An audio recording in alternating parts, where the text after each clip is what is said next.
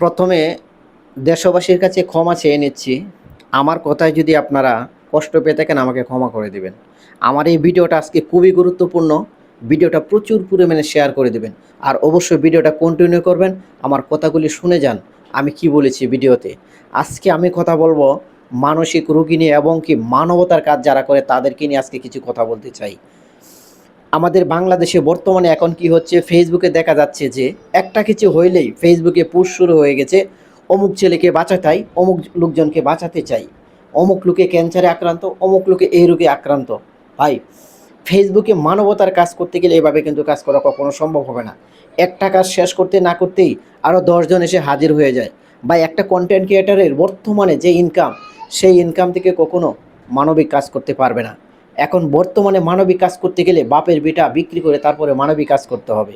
ভাই, বাংলাদেশে যতগুলা মানবিক কাজ করা হয়েছে, প্রত্যেকটা রোগীর অবস্থানটা কোথায় গিয়ে দাঁড়িয়েছে একটু চিন্তা করে দেখেন। যেরকম খনি মিয়ার নামে বিল্লাল ভাই 10 লক্ষ টাকা উঠিয়েছিল, এখন পর্যন্ত খনি মিয়ার চিকিৎসা হয় না আজকে 5 মাস। 4 লক্ষ টাকা খরচ হয়ে গেছে অলরেডি, 6 লক্ষ টাকা হাতে আছে, কিন্তু খনি মিয়ার কোনো চিকিৎসা হচ্ছে না। কেন হচ্ছে না ভাই?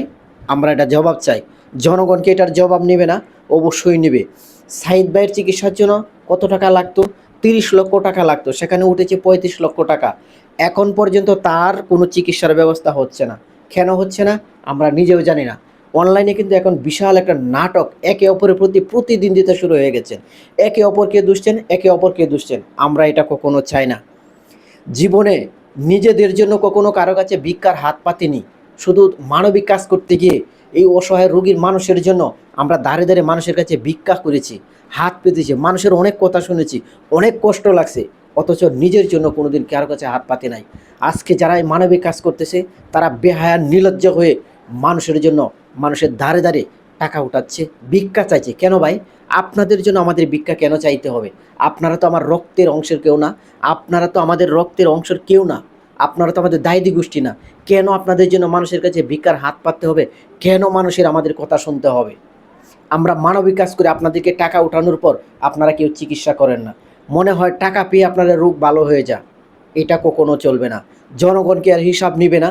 অবশ্যই জনগণ পায়ে পায়ে হোর করে হিসাব নিবে। আপনারা যে টাকাটা নিয়ে এখনও বসে আছেন, এখনও চিকিৎসা করছেন না, জনগণ টাকাটা কোথায় থেকে আনছে? আপনারা একবার চিন্তা করে দেখেন। 1 টাকা, 2 টাকা, 3 টাকা, 5 টাকা, যে যেভাবে পারছে সেইভাবে আপনাদেরকে সহযোগিতা করছে। তারপরেও আপনারা এই জনগণের টাকা নিয়ে চিকিৎসার নামে নাটক তৈরি করে শুরু করে দিয়েছেন। হয়তো আমার এই কথাগুলো শুনে অনেকের গায়ে জ্বলবে। ভাই, গায়ে জ্বলার কিছু নয়। আপনি যেরকম অনলাইনে, আমি ওরকম। আপনার যেরকম অধিকার আছে আমারও আছে কথা বলার। আমরা কষ্ট করে আপনাদেরকে কালেকশন করে টাকা দেই, আপনাদের চিকিৎসা হয় না। কেন চিকিৎসা হয় না এটা জনগণ জানতে চায়। আপনারা একটা চিকিৎসা করে দেখান, হ্যাঁ আপনাদের চিকিৎসার টাকায় আজকে আমি সুস্থ হয়েছি, আমাদেরকে একটা মেসেজ দেন।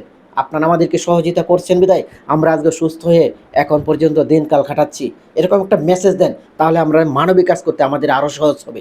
আমরা কোনো নাটক দেখতে চাই না বাংলাদেশে। এখন থেকে মানবিক কাজে যে হাত দিবে, যে উদ্যোগ নেবে, অবশ্যই তাকে চিকিৎসা শেষ না হওয়া পর্যন্ত তাকে সেখানে এই উদ্যোগটা নিতে হবে। কারণ চিকিৎসার টাকা উঠে যখন আপনি রোগের হাতে দিবেন, তার চিকিৎসা কখনো হবে না। তারপর কি হবে? যারা টাকা উঠিয়ে দিয়েছে তার নামে বদনাম হবে, যে উদ্যোগ নিয়েছে তার নামে বদনাম হবে। তারপর কি হবে? প্রতিদ্বন্দ্বিতা, একে অপরের প্রতি প্রতিদ্বন্দ্বিতায় শুরু হয়ে যাবে। আমরা এই রেষারেষি চাই না অনলাইনে। আমরা চাই যার নামেই রোগীর নামে টাকা উঠানো হবে, প্রত্যেকটা রোগীর যে উদ্যোগ নেবে তাকে দায়িত্ব নিতে হবে চিকিৎসা শেষ পর্যন্ত।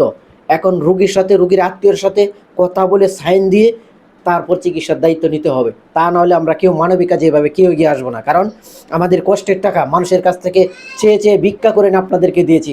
আমরা এটা দেখতে চাই না। ভিডিওটা বেশি বেশি শেয়ার করে দিয়ে সবাইকে দেখার সুযোগ করে দেবেন। আমার কথা যদি কেউ কষ্ট পেয়ে থাকেন আমাকে ক্ষমা দৃষ্টিতে দেখবেন। ধন্যবাদ সবাইকে।